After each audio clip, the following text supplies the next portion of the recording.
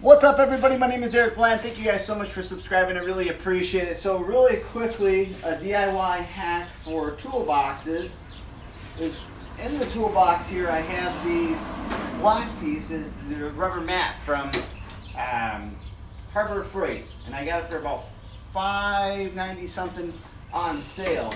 But then I ran out after a couple of drawers. So what I did is I went to Five Below, and I got a yoga mat, all right, and it's black. And what I'm going to do is I'm going to use the yoga mat because you get a whole lot more, and it's pretty much the same material. What I'm going to do is I'm going to cut it out, and I'm going to put it right in here. So then that way it's going to be a whole lot less money. So maybe that will help you guys out if you guys are wanting some mats for your guys' toolbox.